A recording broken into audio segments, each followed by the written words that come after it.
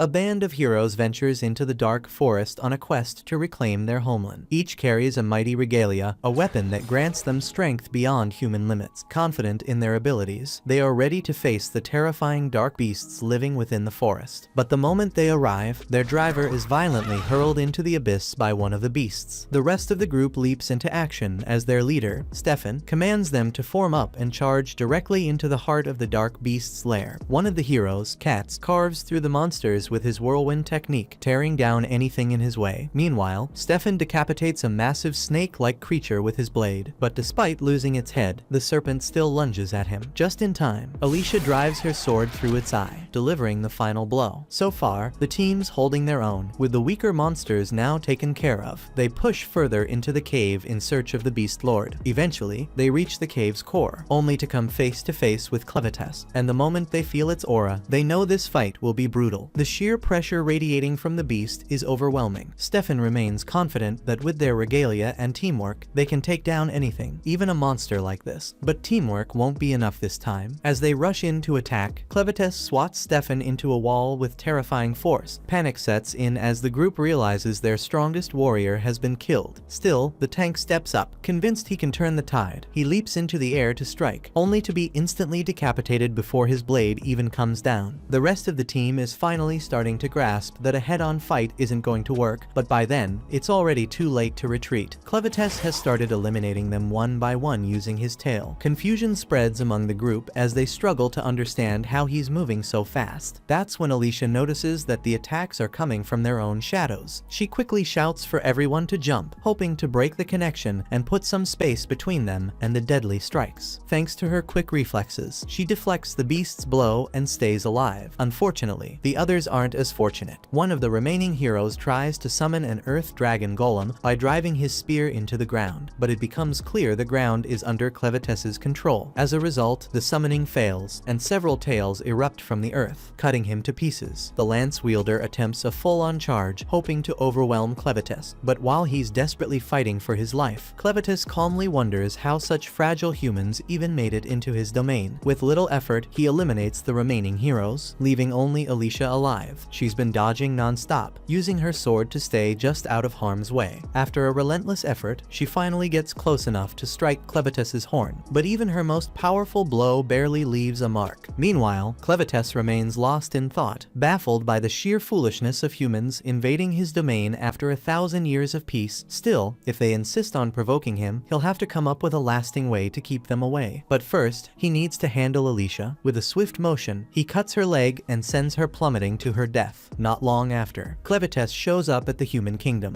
Burning with vengeance, he had no intention of interfering with the human world, as long as they stayed out of his, but they couldn't resist trying to invade his territory based on what the heroes said before the battle. It was the king of Haydn who sent them, so now, Clevites intends to pay the king a visit and have a serious word with him about it. The kingdom's archers quickly respond to the threat and prepare to take down Clevites, but as expected, their arrows are completely useless against him. Still, despite the obvious gap in power, they keep firing as if it might somehow make a difference. Clevites originally planned to ignore the rest of the humans. He only came for the king, but now that they've chosen to attack him, he mercilessly cuts them down as he makes his way to the castle. The castle guards scramble to ready their defenses, turning their catapults toward Clevites, but just like the archers' attacks, their weapons are completely ineffective. Clevites tears through the castle walls like they're made of paper. Inside the castle, a guard rushes to warn the king about Clevites' assault, but the king has already heard the destruction unfolding outside and knows exactly what's happening. The heroes he sent clearly failed, and it's obvious now that the weapons of Haydn weren't ready to take down Clevites. He understands the Clevites is likely coming straight for him, and there's no point in trying to escape. Clevites would find him no matter where he went. Still, even if death is inevitable, the king is determined to seal off the forge and ensure the flames of Haydn never die out. Meanwhile, outside the castle, Clevites is confused by how weak these humans are compared to the heroes who confronted him earlier. At first, he assumed they might have undergone some kind of elite training, but after the castle's guards launch metal ballistas at him, he realizes that their strength came from their weapons. Reflecting on the battle, he remembers how Alicia's sword, despite doing minimal damage, managed to leave a mark on his horn, something that should have been impossible. Though humans are little more than insects to him, even an insect armed with such a weapon could pose a threat. Realizing this, Clevites decides decides he must investigate the source of their power. Meanwhile, deep within the castle, the king makes his way to inspect the forge of Haydn. But before he can do much, the walls around him start to tremble. Realizing that Clevites is close, he quickly seals off the forge. Just moments later, Clevites smashes through the castle roof with his tail, and the moment he lays eyes on the king, he calls him out directly. The king tries to maintain his composure, insisting that Clevites has no right to address him so disrespectfully, but Clevites quickly shuts him down, warning him to mind his tone, because if he truly wanted to, he could erase all of humanity in a heartbeat, and not just the people of Haydn, but those in the surrounding kingdoms too. He points out that he spared the king so far, but even killing him wouldn't solve the problem. Eventually, another ruler would rise and once again threaten Clevites' domain. So, Clevites gives the king of Haydn a single chance to explain himself. He demands to know why the heroes were sent to attack him, but instead of offering a real answer, the king arrogantly says a beast like Clevites could never comprehend anything. That's all Clevites needs to hear. Without another word, he decapitates the king and begins plotting to erase humanity from existence. As he leaves the ruined city, Clevites stumbles upon a crying baby whose mother has been trapped beneath collapsed rubble. Clevites feels no pity for the child. He chooses to ignore it and keep walking. But then the dying mother calls out to him, begging Clevites to save her baby. Clevites is taken aback by the mother's request. He reminds her that he was the one who destroyed the kingdom and has already resolved to exterminate all humans. Then, why would he ever spare a human child? The mother acknowledges his reasoning, yet she argues that even if the adults brought his wrath upon themselves, her child is innocent and doesn't deserve to die. Clevites mentions that to him all humans are equally worthless, so her argument pointless. Still, he asks if she can prove that the child has any value. The mother realizes she has no way of convincing Clevites, especially with her death fast approaching. Still, she vows that if he spares the baby, he'll one day see its true value for himself. Shortly after, she passes away, and Clevites leaves without a hint of emotion. Yet, he eventually returns for the child, suggesting that her final words did leave an impression on him. He's still uncertain whether taking the baby is a wise decision, but given how brief a human life is compared to his own, he figures it won't make much of a difference. Driven by curiosity, he decides to take care of the child for now. In the land of Edthia, 5 humanoid races coexist. The first are the Duns, a kingdom renowned for their architectural prowess and tactics. Next are the Orgites, a people known for their expertise in hunting and medicine. The Sladens are aquatic beings, adept at swimming and fishing. Then there are the Benti, a barbaric race inhabiting the wastelands. They are powerful individuals, but hopeless at cooperation, even in dire circumstances. And lastly, there is the kingdom of Haydnians, the most ancient of the humanoid races, masters of weapon forging, creators of the legendary blades of Haydn. While Edthia is vast, the world beyond its borders is shrouded in endless darkness, home to the dark beasts and their 4 lords, including the fearsome Clevites. Because of this, no human has ever ventured beyond Edthia's edges. Back in his cave, Clevites brings the baby along with him. After frightening off all the beasts to ensure the child doesn't get eaten, he lies down beside him to rest. However, he's unsure what to do next. He could share some of his energy to keep the baby healthy and avoid the risk of him dying anytime soon. But at the moment, the baby is covered in poop. Clevites didn't plan on dealing with something like this, so without hesitation, he picks up the baby and drops him into a pit full of insects. The baby bursts into tears instantly, but Clevites calmly tells him there's no danger. The insects only feed on poop. He put the baby in there to get him cleaned up. Still, that doesn't make the experience less terrifying. Even after pulling the baby out, the crying doesn't stop, and Clevites is quickly growing tired of the non-stop noise. Still, as a dark beast lord, he can't just abandon the choice he's made. But if the child is going to survive, he'll need a human caretaker. So, Clevites heads over to the corpses of the heroes he defeated, hoping one of them might still be of some use. A short while later, Alicia regains consciousness and finds herself gazing up at the sky, confused because she distinctly remembers dying. She starts to question whether she's in the afterlife, but when she notices Clevites nearby, she realizes she's still inside his cave. Out of reflex, she reaches for her sword, only for Clevites to inform her that he already tossed all the weapons and the bodies of her comrades into the depths of the crevasse. He explains that she seemed like she might be useful, so he chose to bring her back to life. At this point, Alicia is essentially a walking corpse, only able to move because of the dark energy Clevites infused into her. He then orders her to be useful and produce some milk to feed the baby. It takes her a moment to fully grasp what he just demanded, but it's clear he's serious, and it's not a request. He genuinely needs the milk. Without waiting for her her consent, he uses his powers to make her obey. But after several minutes of trying to feed the baby, Clevites eventually comes to the conclusion that it's not working. Alicia points out the obvious: she's a virgin who's never had a child, so of course she can't produce milk. She also questions why someone like him would even bother trying to keep a baby alive in the first place. Clevites has no interest in justifying himself to Alicia, but since she can't produce milk, he'll have to find another use for her. The baby won't die, not as long as he sustains it with his energy, but its hunger will never be satisfied. Frustrated, he demands to know if Alicia has any other way to obtain milk. Alicia can't go against Clevites' order, so she informs him that the baby will need a wet nurse for feeding. However, that means traveling to a human town, something that would definitely spark fear given his current appearance. To avoid this, Clevites chooses to take on a human form. He adopts the same appearance as the child's mother and decides to go by the name Clen, naming the baby Luna. Clen then asks Alicia to show him the way to the nearest village, but before they set off, they stop so Alicia can clean Luna's blanket. As Alicia washes the blanket, she notices that it bears the royal crest of Haydn. Meanwhile, in the ruins of what once was Haydn, word of the devastation has already spread. A scout is dispatched to check on the aftermath and is stunned by the destruction caused by just one dark beast. This only reinforces his belief that attacking one of the beast lords was a reckless decision from the start. The timing couldn't have been more unfortunate, as the attack happened on the very day the crown princess was meant to escape the kingdom with her son. Outside the kingdom, a group of soldiers from the kingdom of Duns waits, ready to take advantage of the situation. They decide to invade Haydn and take control of the forge before any other nation can claim it. Back at the river, Alicia questions Clen, demanding to know if he was aware that Luna belonged to the royal family when he took the child. Clen, however, is completely confused and says he has no idea what she's referring to. Alicia then explains that the blanket Luna was wrapped in bore the royal emblem, something only the royal family is permitted to use. Thinking back, Clen recalls that he found Luna beneath the castle debris, which does line up with her being royalty. Still, this revelation doesn't affect his plan going forward. Alicia questions what he means by the rubble of the castle. Clen casually replies that he was the one who destroyed Haydn and killed the king the last night. Alicia is in shock, struggling to believe that Haydn is truly gone, but Clen reminds her that they were the ones who ambushed him first. To him, it's no major concern, but Alicia insists it's a huge deal. If Clen really did wipe out Haydn, and Luna is the only surviving royal, then countless people will soon be coming after him. Clen doesn't understand why. Alicia goes on to explain that only members of the Haydn royal family possess the ability to use the unique forging techniques behind the creation of Haydn weapons. But as soon as the words leave her mouth, she realizes she's said too much. Up until now, Clen hadn't really considered what he planned to do with Luna. But if the child is truly that significant, then Clen figures he wouldn't mind turning him into the new king of the humans. That way, he could manipulate everything from the shadows, and if the humans ever crossed the line again, he'd have the perfect position to crush them completely. For now, they still need to find some milk for Luna, so Clen tells Alicia to hurry up. Alicia still doesn't understand why Clen is so fixated on the child, but one thing is clear: if anything were to happen to Luna, Clen would likely wipe out every human on the continent. With that in mind, Alicia knows she has to protect him no matter what. But just as Clen becomes distracted, a bandit sneaks up from behind, and before Clen can react, she's struck and knocked unconscious. Several hours later, Alicia regains consciousness and realizes she's shackled inside a moving carriage. Clen, relieved that she's awake, casually explains that they were captured earlier. However, he's not too concerned about it at the moment because Luna is currently asleep. Alicia, however, is deeply worried, mainly because she can't figure out how the bandits managed to overpower Clen so easily. She asks if he becomes as weak as an ordinary human in this form, but Clen explains that's not the case. He still possesses all his powers. It's just that this is his first time taking on a human form, and he hadn't realized how delicate the human skull actually is. Clen assures her that now that he understands his body's limitations, no one will catch him off guard again. Alicia is relieved, but if he's already regained his full strength, she wonders why he hasn't freed them yet. Clen explains that he's currently playing the role of an ordinary human. Until he successfully crowns Luna as king, he prefers to keep his true nature hidden. Moreover, one of his motivations for this entire ordeal is to study human behavior, and he's particularly curious to witness humanity's darker side firsthand. With that in mind, he's still confused about the situation, so he turns to Alicia for an explanation. Alicia explains to Clen that they were ambushed by bandits, the scum of society. Judging by the current circumstances, it seems the bandits planned to sell all the captives to a slave merchant. Clem wants to know how powerful these bandits actually are. Alicia replies that, in terms of human strength, they're not particularly strong. However, they won't hesitate to use underhanded tactics, which makes them difficult to handle. She reassures Clem that most humans aren't as sinister as these bandits, so he shouldn't judge all of humanity based on their actions. After reaching the bandit camp, the prisoners are ordered out of the carriage. One man, unwilling to be sold into slavery, attempts an escape, but with his wrists bound and legs slowed by chains, he doesn't get far. The bandits catch sight of the man attempting to flee. One of them quickly pulls out a knife and hurls it into the man's back, killing him in the spot. The bold bandit then warns that anyone who dares to escape or defy them will suffer the same fate. Fear grips the rest of the slaves so tightly that none of them have the courage to resist. Clem is fascinated by the unfolding situation. Just as he and Alicia are about to move on, a bandit approaches and orders Alicia to go with him. Clem allows her to be taken, curious to see how events will unfold. Suddenly, a woman shouts at him for not working. Since Clem is now considered a slave, he decides to comply and walks over to her. However, the moment she notices he's carrying a baby, she begins calling for someone named Nell. Nell is the overworked and somewhat clumsy slave at the tavern, stuck doing all the toughest chores. When Carm shouts for her, she stumbles and falls. Carm scolds her for dropping the sheets everywhere, and Nell quickly apologizes. Despite the mishap, Carm orders Nell to take care of the baby. The moment Nell lays eyes on Luna, her face brightens. She absolutely adores babies. At the same time, Alicia is taken to the office of the bandits' leader, Vroko. However, Vroko immediately scolds his subordinates for not addressing him as boss. While the other bandits assume he's just messing around, Vroko insists he means it. If they won't recognize him as their leader, he'll have no choice but to unleash his pet, Betty. Alicia is stunned to learn that Vroko has gotten his hands on a troll, a fearsome dark beast from the west. What shocks her even more is that he's managed to tame it into a loyal companion. Just then, Vroko takes out the bag of crystals that Alicia had on her when she was captured. He points out that these crystals are only found in Luna Mountain, a region controlled by Clevites, one of the four lords of dark beasts. That means there's no way a regular person could have obtained them or even gotten anywhere near the place. He is aware that the kingdom of Haydn recently dispatched a team of heroes to fight Clevites, but according to reports, they were all defeated. Vroko also recalls that among them was a woman resembling Alicia. He notes how Clevites ravaged Haydn following the hero's failure, causing immense tragedy for its people. However, for the Ravens bandit group, this turn of events was the most favorable outcome they could have wished for. Vroko draws a red sword, leaving Alicia shocked. She can't believe someone like him wields a monohydrite sword. He brags about how these swords, forged from that rare metal, grant immense power to their users. However, he admits he's never experienced that surge of strength himself, because the one he holds is a fake. Only members of the royal family can craft true magic swords. Vroko explains to Alicia that their bandit group deals in two main trades, slaves and counterfeit magic swords, as most people can't distinguish the fakes from the real ones. He mentions the rumors claiming the entire royal family was wiped out by Clevites. If that's the case, he adds, the value of genuine magic swords will shoot up incredibly fast. He claimed that the 13 regalia, personally crafted by the king before his death, would be worth a fortune, although they were believed to have been lost during the battle with Clevites. Vroko is confident that, with Alicia now under his control, he can track them down and sell them for massive profit. He orders the two to make her guide them to the regalia in the morning. After that, they can do whatever they please with her. While this is happening, Clem is working as a tavern servant. Mel is occupied with feeding Luna, so he's staying out of trouble, until a bandit storms over, shouting at Nell to fetch him more beer. She sets Luna down and obeys, but despite her compliance, the bandit still lashes out, kicking her in the back. Next, another bandit shouts at Clem to bring him some meat. Clem complies without hesitation, serving the meat without a word of protest. The bandits are taken aback by how obedient he is, convinced he'll make an excellent slave. However, Carm remains uneasy. There's something about him that feels off. The horn on his head led her to believe he might have Orgite blood, but his skin is far too pale for that, and his emotionless eyes don't match that of a normal boy. Meanwhile, Nell is quietly carrying carrying the beer when one of the bandits deliberately trips her.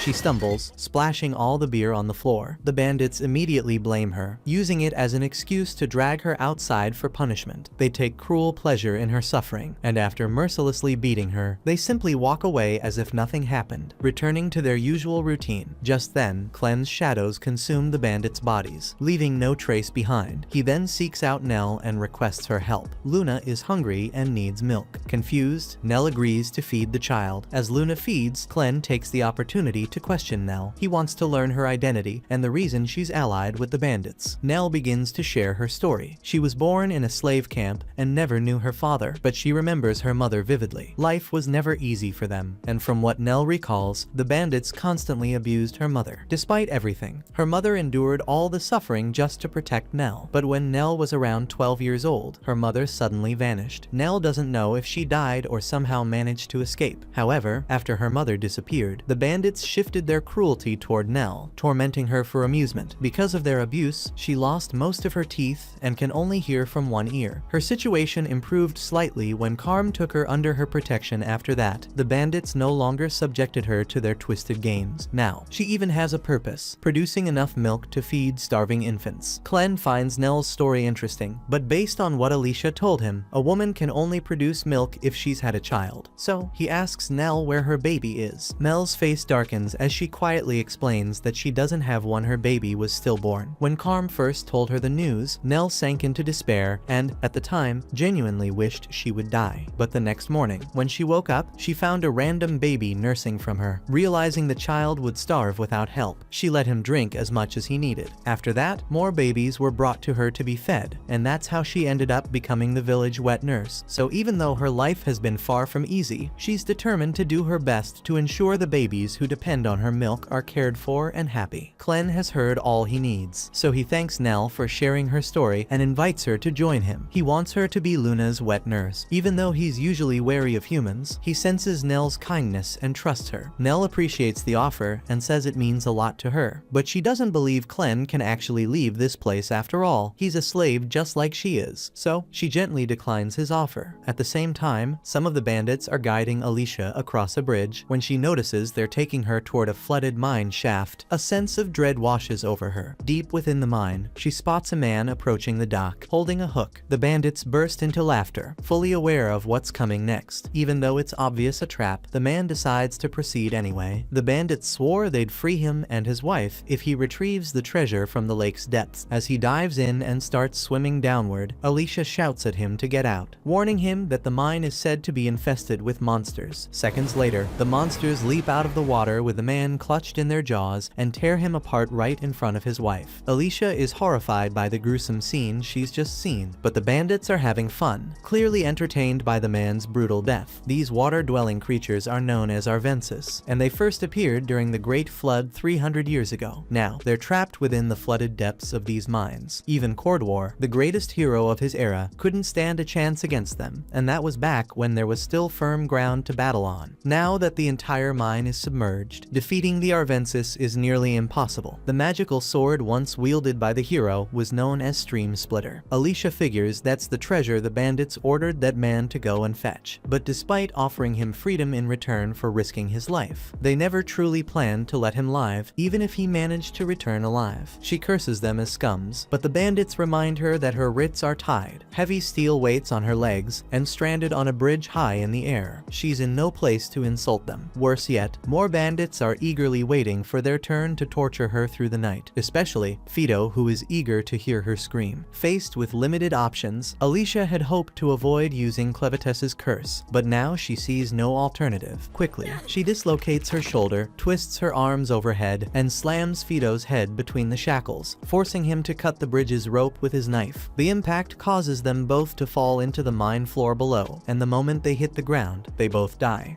When the bandits see Alicia's corpse below, they begin to panic. They needed her alive to guide them to the 13 lost regalia. Meanwhile, deep in the cave, Alicia awakens, kept alive only by the immortality curse Clevetess placed upon her. Though the curse prevents her from dying, it doesn't heal her wounds. Now, broken and bleeding, she lies completely paralyzed, helpless. Every bone in her body is shattered, and with so much blood lost, escape is impossible on her own. Worse yet, if the bandits discover she's still alive, she'll be in even greater greater danger. She starts to struggle, trying to move, until the blood leaking from her body floats into the air, and suddenly, Clevitus materializes before her. Alicia is stunned to see him in such a small form, but he explains that it's because he's using the blood magic within her to manifest himself. That same magical blood is what's keeping her immortal body alive. If she loses all of it, she'll die for good. However, Clevitus assures her that as long as she remains valuable to him, he'll replenish all the blood in her body. Once that happens, she should eventually recover from her injuries. Alicia is relieved to hear that, but she quickly realizes that Clevitus still hasn't begun healing her. Curious, she asks what's holding him back. Clevitus replies that he will get to it, but first, he has something to ask her. He explains that he recently found someone ideal to serve as Luna's wet nurse. Despite being a demon, he could clearly see that Nell was being treated poorly here, so he gave her an opportunity to leave and start a better life caring for Luna. However, Nell outright refused. Clevitus asks Alicia if she has any clue why Nell would reject such a good offer. From Alicia's perspective, it's likely because Nell sees him as a slave who couldn't possibly keep his word. Groups like these bandits don't simply let people walk away, and those who do manage to flee usually end up being hunted down. Having grown up in this kind of environment, Nell probably believes that true freedom is completely out of reach for her. Clevitus asks if there's any way to fix the situation, and Alicia believes the simplest solution would be to eliminate all the bandits in the camp. If no one's left to chase after Nell, she'd be far more likely to accept Clevitus's offer. Alicia adds that, given how powerful he is, it should be no problem for him to wipe out the entire group on his own. But Clevitus refuses, saying he can't take that risk. If word got out that he left the mountain, others might see it as a chance to invade his territory while he's away. Instead, he wants Alicia to handle it, pointing out that it would be completely natural for a hero like her to wipe out a bandit group. Alicia starts to object, but Clevitus interrupts and tells her to just get it done, then immediately fills her with blood to heal her body. The bandits eventually descend to the mine's depths in search of Alicia's corpse. However, when they find her, they're terrified to see her body twisted in unnatural, grotesque ways. As every snapped bone realigns and her flesh knits itself back together, she's racked with unbearable pain. Yet, when the transformation is complete, she is fully healed. The bandits can't comprehend how she survived such a deadly fall, but their focus remains on forcing her to lead them to the 13 regalia. They know she's a hero, so they stay wary, yet they believe overwhelming her will be enough. But one impatient bandit rushes ahead, attacking Alicia with a stab to the shoulder.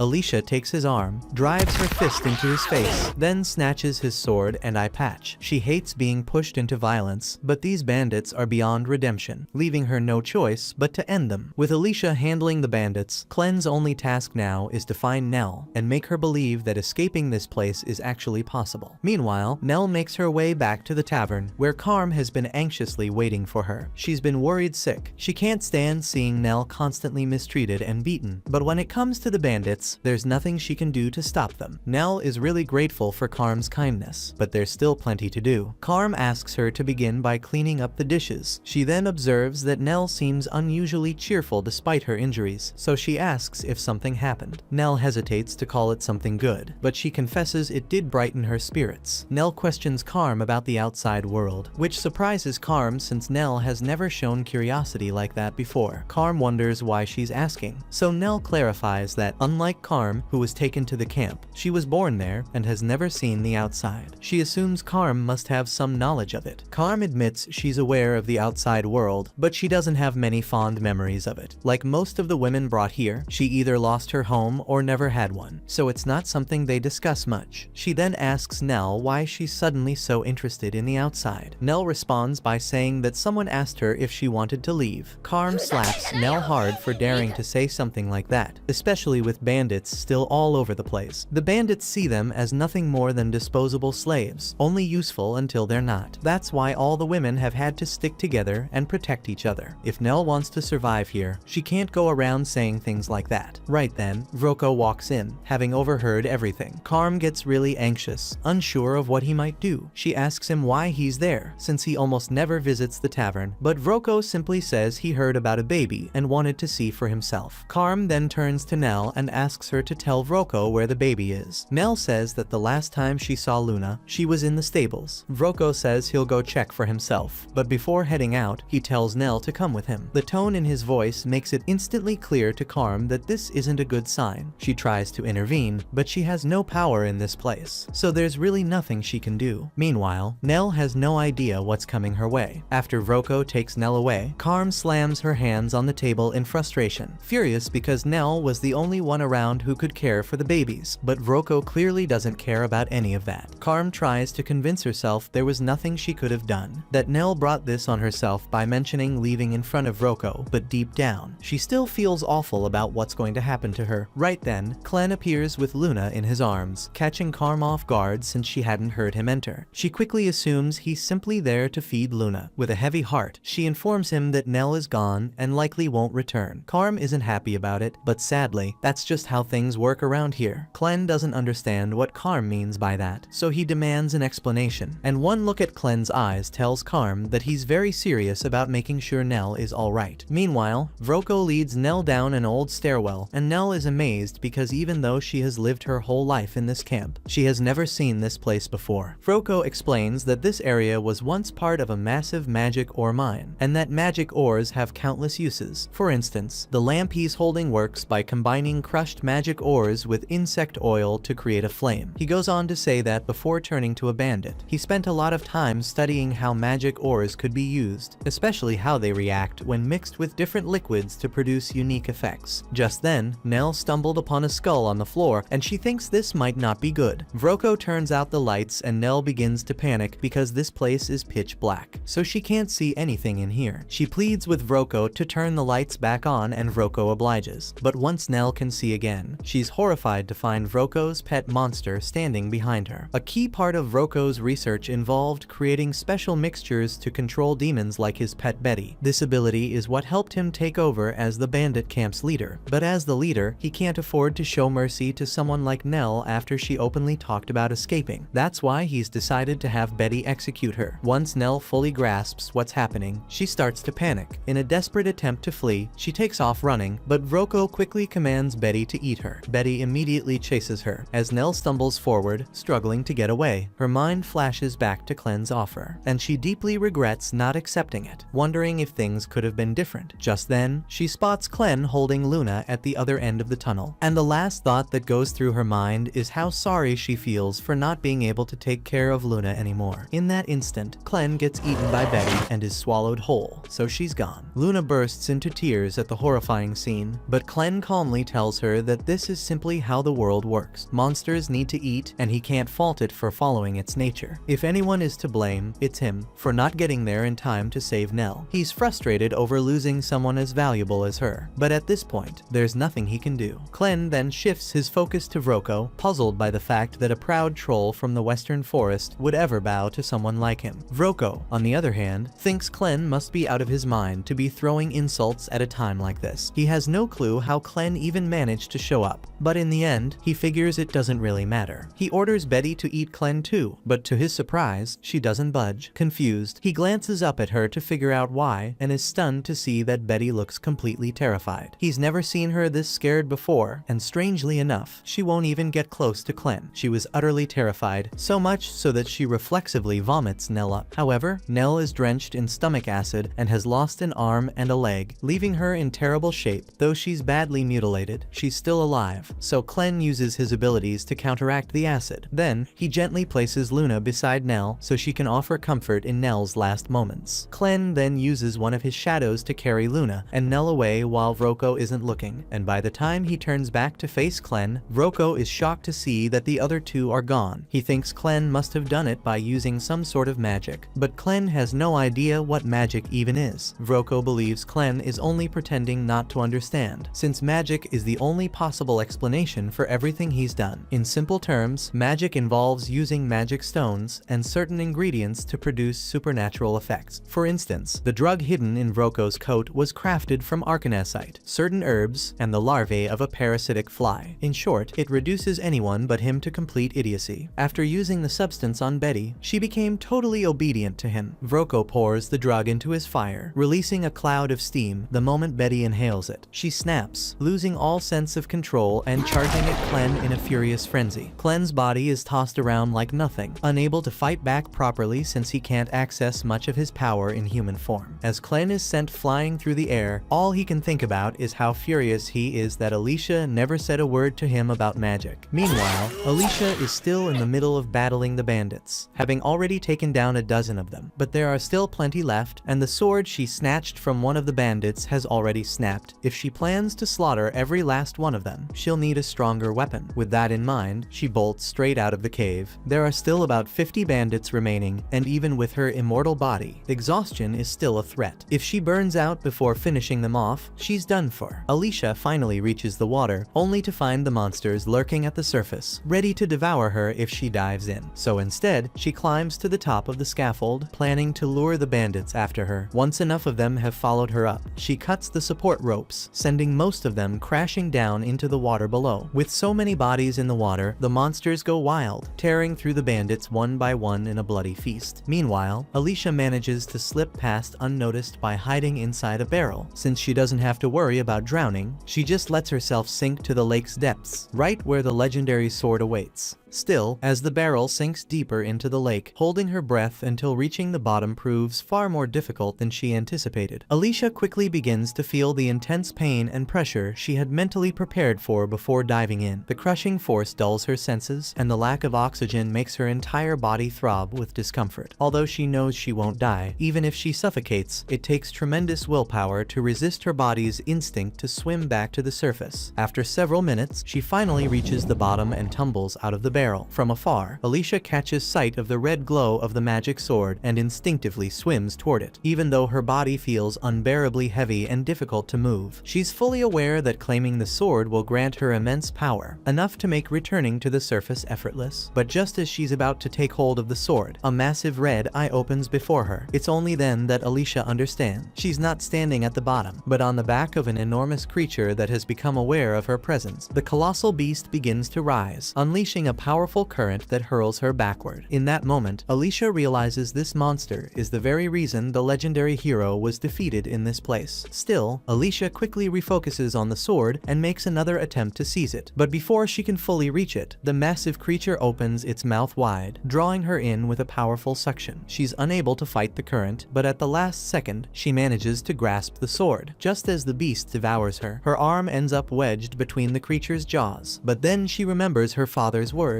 He once told her that she had more potential than anyone to awaken the power of the legendary sword, and that made her a truly remarkable hero. Drawing upon every ounce of her strength, Alicia shatters the monster's jaw. Once free, she locks eyes with the beast, channeling the full power of the enchanted sword. She then quickly swings the sword. According to Alicia, the sword has the abilities to split through the water like butter. If you swing it horizontally, it will be propelled you forward almost like moving fish, making it the ideal weapon for underwater combat. Alicia is being pursued by a colossal monster, and she can hardly believe such a massive creature exists. She suspects it must be one of the ancient dark beasts, legendary creatures that have lived for millennia. These beings typically slumber for centuries in the most remote regions of the continent. However, this one was awakened from its long rest when humans attempted to mine arcanasite. As these thoughts race through her mind, Alicia nears the surface, but the Arvensis spot her too. She knows that without air, she won't stand a chance in the fight ahead. However, the Arvensis are already positioned above, waiting. With a powerful swing of her sword, she launches herself upward, slicing through one of the monsters and bursting out of the water. The bandits recognize the legendary sword in her hand, yet they still prepare to attack, determined to claim the regalia at any cost. But before they can act, the massive beast erupts from the lake, its tentacles thrashing and devouring every bandit in its path. Using the sword's power, Alicia slices through the creature's tentacles, but she knows she's no match for the beast on her own. Realizing this, she chooses to let the monster deal with the bandits and turns to walk away. However, before she can leave, the bandits call out to her in desperation, pleading for their lives and promising to obey her every command if she saves them. But Alicia knows all too well that these scumbags would betray her or anyone else the moment they got the chance, so she ignores their pleas and continues on her way, leaving the massive creature to finish the job. As a hero, Alicia does feel uneasy about leaving such a catastrophic beast alive, but she reassures herself that, being a water type, it likely won't venture beyond the lake. Besides, she's completed her mission, wiping out the entire bandit group, just as Clevitus instructed. As far as she's concerned, her work here is done. Suddenly, Alicia hears Clen's voice and looks around to find him, but he quickly explains they're communicating through telepathy. He admits he can't see everything clearly, but judging by the amount of blood scattered around, he's confident she completed the mission. Alicia immediately starts shouting at him, furious that he didn't step in to help when it was obvious how much she was struggling. Clen apologizes, explaining that he was occupied with his own problems, which shocks Alicia. She never imagined the mighty Dark Beast Lord could struggle with anything. But Clen admits he's facing an unfamiliar technique and that his human form is far more fragile than he expected. Clen accuses her of concealing the truth about magic from him and warns that once she returns, she'll face his punishment. Still, he reassures Alicia that he's already taken down Vroko's pet. At the same time, Vroko flees in terror, stunned that Clen, a seemingly incredible mage, obliterated his troll with a single strike. Suddenly, he comes across Nell's lifeless body, with Luna sitting beside it. The sight of the child sparks an idea. Perhaps there's still a way to turn things around, even now. Meanwhile, Alicia rushes over to Clen after receiving his orders and immediately senses something off about the strange smoke lingering in the air. Clen notices the sword she's carrying, but when he asks for it, Alicia refuses, saying she went through too much to obtain it. Clen doesn't press further and explains that the smoke interferes with a dark beast's senses, which is why he's struggling to locate Luna. Clen considers reverting to his true form to disperse the smoke, but he's worried doing so might cause the cave to collapse. Instead, he turns to Alicia and tells her to take care of the situation, reasoning that she understands how magic works. Alicia responds that not just anyone can use magic. It requires drawing out the hidden power within arcanasite, something only certain individuals are capable of. Alicia admits that despite knowing a little magic, she can't actually use it, and Clen is genuinely shocked by how incompetent she is as a hero. Alicia accuses him of slaughtering the other heroes, insisting that some of them were skilled in magic, but Clen pays no attention and begins walking away. Alicia then questions what he'll do if Vroko has already killed Luna. Clen responds that if that happens, he'll lose all interest in the human world, implying he'd wipe out humanity. Determined to prevent this, Alicia resolves to locate Luna quickly to save mankind. As they walk through the cave together, Alicia and Clen spot a trail of blood. She asks if Nell was bleeding, and he confirms. Alicia suggests that either Nell is crawling away or someone is dragging her, but in either case, she couldn't have gone far. They need to hurry. Meanwhile, Nell is still alive and clinging to Vroko's cloak to prevent him from escaping with Luna. Frustrated by Nell's unwavering determination to protect Luna, Vroko demands to know how far she's willing to go and insists that the boy is the only one he wants. Earlier, Vroko discovered Luna and Nell lying on the ground. When he tried to get closer, Luna shoved his hand away. The moment Luna began to cry, the lamp he was holding suddenly exploded. It was then that Vroko realized Luna was a pure-blooded Hydnian, proof that he belonged to the royal family and possessed magical abilities. Understanding that Luna could be valuable, he decides to take him, but Nell stubbornly clings to his clothes. Frustrated, he threatens to cut off Nell's wrists and abandon her. At that moment, Alicia arrives and intervenes, shocked to see her alive. Vroko demands to know what happened to the bandits he sent to kill her. Alicia coldly replies that they ended up as food for dark beasts. Just then, Clen steps in and warns Vroko about the punishment awaiting him. Realizing Luna is his only way out, Vroko presses his sword against Luna's hands, threatening to cut off his fingers if they come closer. Clen remains indifferent, confident that he can regenerate Luna's fingers, but Alicia stops him, arguing that even if the fingers grow back, Luna would suffer unbearable pain, something she refuses to allow. Alicia tells Vroko she's willing to negotiate, revealing that she has the regalia he's after. Vroko is stunned when he sees the weapon. Alicia then hurls the sword at the wall and gives him a choice: let go of Luna and use both hands to retrieve the sword, or keep hold of Luna and walk away without it. However, Vroko simply chuckles, convinced that no hero would ever choose a mere child over a powerful magical weapon. Now fully certain that Luna carries royal blood, he begins to rethink his approach. He then declares that he'll only release Luna if they give him the location of the remaining 13 regalia. Alicia hesitates to reveal the location, but Clen dismisses her concerns, insisting he has no interest in the swords and she should just disclose it. Reluctantly, Alicia explains that the 13 regalia swords lie at the bottom of the canyon in Luna Mountain, the very place where Clevites slaughtered the heroes, a place even Vroko can't reach, despite his power. Vroko isn't satisfied with the information about the regalia's location, so he decides to take Luna with him regardless. He pulls out a magic invisibility powder, sprinkles it over himself, and says that he'll claim the swords for himself. Then, he lightly hit Luna in the forehead, causing him to cry, and vanishes from sight. Confident that Alicia and Clen can no longer see him, he begins to walk away, but suddenly, Alicia appears right in front of him and slashes him in half.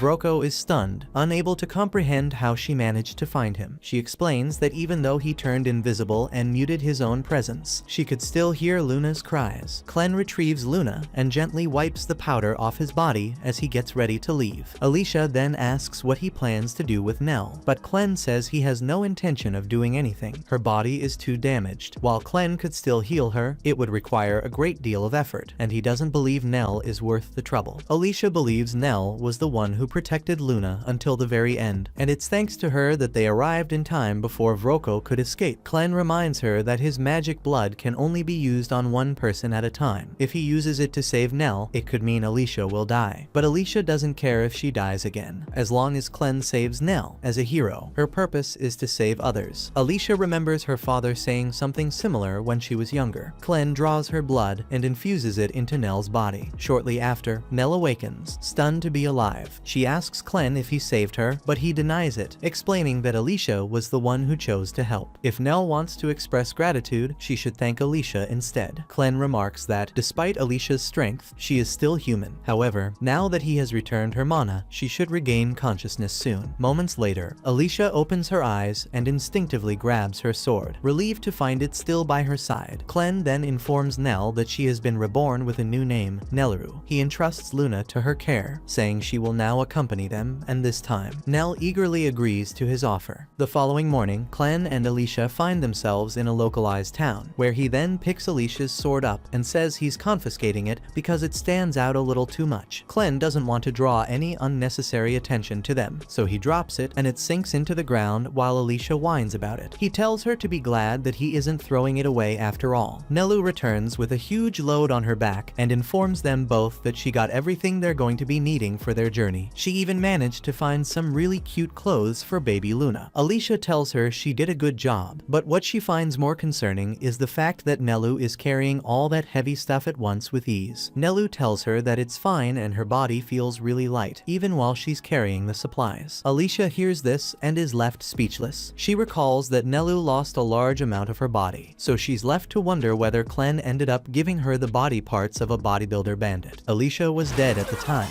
so she didn't see how Clem fixed up Nelu's body. At this point, Nelu is in such a good mood that she even offers to carry Alicia's sword and armor. It's so cute that she's just trying her best to be useful. However, Alicia tells her that she unfortunately doesn't even have a sword or any armor anymore. Nelu tells her that's not a big deal because she recalls Vroko once telling her that he keeps all his good swords in his desk. Alicia hears that and immediately gets excited. She knows the exact desk Nelu is referring to. She then turns to ask Clem whether she can keep the sword. Clem realizes that she's basically useless to him without a sword anyway, so he lets her have it. And after that, Alicia happily dashes into the woodhouse in search of the sword. While she searches for the sword, Clem and Nelu go for a walk around the area. Ever since the slaves fled, the entire vicinity has been empty, so Clem asks her whether she's going to miss this place. Turns out that Nelu doesn't really have any good memories of this place at all, even though this is where she lived most of her childhood. Still, seeing the place empty makes her feel kind of sad. If only she could have said goodbye to Carm while she had the chance. Just then, this touching moment is interrupted as a short-haired guy swoops in from above and gets ready to deliver a heavy attack on them. Meanwhile, Alicia is raiding Vroko's office searching for the sword. She really hopes no one came to steal it in the midst of all this chaos. Her day only gets better as she finds a pouch full of money. She immediately puts it in her pocket, but things take a weird turn as she finds a woman's leather armor in his drawer. This makes Alicia shudder in disgust as she wonders whether the old man was just a pervert or whether he just used to put it on for roleplay with his wife. She really hopes that isn't the case, so she puts it on, deciding to take it. Even though she can't die, she can still get hurt, and the armor would help prevent that. She continues to look through his drawer until she finds the sword. She draws it and is instantly impressed at how light and balanced it is. But her moment of joy is cut short as Clem comes flying through the wall. After he sits up, he complains about his tiny body because of how light and fragile it is. The short-haired guy drops from the roof and is surprised to see that Clem has others with him. Alicia takes one look at him and can tell he's really strong. He walks up to her and attempts a swift forehand kick, but Alicia dodges it just in time. The guy leaps back and commends her for being fast enough to dodge his kick. He then jumps into the air and hits Alicia with several mid-air strikes, with each attack being more powerful than the last. However, Alicia is still able to use her new sword to block every single attack. The guy then leaps back and uses his wind magic to send Alicia flying. Nelu and Alicia gasp as they see her erupting out of the cabin. Alicia hits the floor hard hard but manages to quickly get back up. It's clear that she's struggling to keep up, so the guy tells her that he's not here for her. He's just here for Luna, so he'll be willing to let her walk away from this if she wants. But from the look of things, Alicia doesn't show any signs of backing down. She needs to calculate her next attack carefully. If this doesn't work, she'll have to resort to her stream splitter technique. Her eyes go plain white as she draws her sword. She then charges towards him and unleashes her hidden rising dragon techniques. But right before she can slash his throat, Clem stops her by manipulating her blood. He punches her in the face and tells her to cut it out, after which he explains that this guy over here likely attacked them due to a misunderstanding. He then draws her attention to his knee. If he hadn't stopped Alicia at the moment he did, that kick alone would have ripped her body apart. That said, the guy openly explains that he attacked them because he noticed that Nelu has the scent of a western troll, but she immediately replies, telling him that's probably because she was swallowed by the monster. That aside, the guy was also told that there was a small man among them who was able to control the monster. Back in the cave when he faced the monster's corpse, its arms and legs were torn off. Clem is clearly the little guy among them, so the guy assumes he's the one that controlled and killed the troll monster. Clem hears his deductions but doesn't give a clear answer yet. Instead, he first tells Nelu to take Luna and wait at the entrance of the village. After she's gone, Clem explains to Alicia that this guy over here is a fellow dark beast. He's taken a human form, but it's clear that he's hiding something else. Alicia hears that and is really surprised, but what surprises her even more is the guy is under the effect of a powerful illusion, which prevents even Clem from seeing his true form. Turns out that there's only one being that can use such powerful illusions, the Zaphthier of Phantasms. Our guy over there is shocked as to how Clem knows all of this. He asks who he is. Clem introduces himself by saying he's a lord of dark beasts taking on a human form just like he is. The guy realizes that they have the same goals in mind, so he decides to reveal his true form. Then he turns into a giant falcon with glowing white eyes. His name is Gart, and he's a servant of Lord Zaphthier, the lord of dark beasts of the west. Now that Gart has given his backstory, he asks Clem to show proof of being a dark beast too, but Clem doesn't want to go through the trouble of transforming his entire body, so he just shows him his tail. That should be enough to convince him. After Gart takes his human form back, Alicia noticeably seems to be frozen in fear, as she realizes that there are two dark beasts that casually look and talk like humans. This makes her wonder whether there are any others apart from Clevites. Was there even a point to all the battles the heroes fought? Clem reads Alicia's mind and tells her to calm down because there aren't that many dark beasts who can take on human form and use human speech. Moreover, the dark beasts usually don't like getting themselves involved with the humans, so they have nothing to worry about. The dark beasts heavily look down on the humans. They even find it kind of embarrassing to speak with them. That fact is why Gart needs an explanation for why Clem is with a hero like Alicia. Heroes are the dark beasts' sworn enemies after all. Clem explains Alicia is a hero, but right now she's his servant. She even has a spell on her that makes her obey no matter what happens. Clem plans on using her as a guide in his attempt to learn the ways of the humans. Nothing more and nothing less. Gart hears this and considers it a rather reasonable explanation, so he accepts it. But then he looks at Clem with a serious gaze in his eyes while he warns him not to get in his way or else he'll kill his servants. Clem tells him he can try if he wants to, but there's no way he's letting that happen. That aside, it's now time for Clem to ask his questions. He previously heard Gart say something about his master thinking about wiping out the entire human race. Clem believes it's quite unlike Zaphthier, especially since he knows Zaphthier is the kind of person who enjoys observing humans for the fun of it. Gart understands her suspicion, so he explains it all started 3 days ago while he was flying through the great western forest. He spotted a pack of dark beasts, but what's odd is the fact one of the pack just randomly vanished. At the time, that was the 9th time a dark beast youngling had vanished for no reason. Most dark beast younglings can't speak, and it's quite common for them to be eaten, so it's very likely that far more of them than he counted have actually vanished. Gart isn't really sure why, but he has a feeling that the humans are behind this. Lord Zaphthier came to the same conclusion. That's why he sent Gart into the human world to investigate, and if necessary, they would need to wipe out the entire human race. Clem hears this and is quite surprised that Zaphthier came to that conclusion before his master did. However, Clem equally suspects that the humans may be taking a lot more than dark beasts from them. He once had a very weird interaction with Karm where he learned that women in that village weren't allowed to give birth, so whenever anyone did, there were these suspicious guys in robes who came into their village to buy the babies. They spoke about the babies having a talent assigned to them. The lady even once saw Master Dr. Vroko with them. Even he seemed afraid of their capabilities. In that village, it's against the law to give birth. Even if you do, your baby will just get sold off for chicken change anyway. So the ladies just try their best not to get pregnant to protect the little pride they have left. Clem considers the fact that there's someone out there buying human babies and someone also kidnapping dark beast younglings. It can't be a coincidence. The ones buying the human babies have to be connected to Vroko somehow. And at the same time, Vroko had a pet troll. Clem presumes the talent they spoke about signifies that there's magic deeply involved in this. Clem asks Alicia whether she has any idea what's going on, but it turns out magic isn't really her strong suit, so she doesn't know anything about it. But to her, it definitely sounds like something they'd do. The wizards, the ones who use magic as a tool for war. Wizards have shown up over the last few years. They entirely changed the ways battles were fought by the ways they use magic to their advantage, and the first person to bring it to the battlefield was General Drell, the Dragon Slayer, the same man who killed Alicia's father. General Drell went up against the army of East Highgate, which was led by a guy named Rod Royce. Rod just received a report that their advanced forces had just been wiped out. He would need at least 50,000 men to stand a chance against Drell's army, but he only had not more than 6,000 men left, meaning their entire force wouldn't even be able to slow them down. But Rod wasn't giving up. He had a plan. His theory was if they can get in from the west gate on the Esland side, then they would be able to seal the gate and fight even with the 6,000 men they have. However, carrying this plan out would require Haydn's cooperation. He already sent messengers about it, but they haven't gotten any response back. He assumes it's because the situation inside the fortress is very chaotic. There are rumors that Clevetest destroyed the castle. If that's true, he assumes General Drell is after the royal family's forge. Without it, he won't be able to create any regalia. Mikkel is worried that if they manage to take the forge, they'll be able to produce as many regalia as they want. Rod explains that the Forge of Haydn is the oldest magical artifact, and if magic researchers manage to study it, they could uncover all its secrets, potentially leading to the destruction of every nation. Just then, one of the messengers rides in and informs Rod that the larger East Gate has unexpectedly been opened. At that gate, Drell meets up with Maynard, a freak with literal golden eyes. Maynard tells Drell that he's confirmed the death of the King of Haydn. The crown princess has been kept in a safe place. The only problem now is the king's 6-month-old son. That child is the only one who they're certain has royal blood. Rumors say he was taken by a boy with black hair and is now missing. There's no way they can tell if he's alive or dead, but oddly enough, the Ravens just informed him they found a Haydnian baby and his hair color matches that of the baby they're searching for. He believes it's something worth investigating. General Drell hears this and instructs Maynard to start the investigation and be sure to have brought the baby back by the time he arrives in Hydrat. That was episode 5. Subscribe to not miss the next part and watch the next video on screen.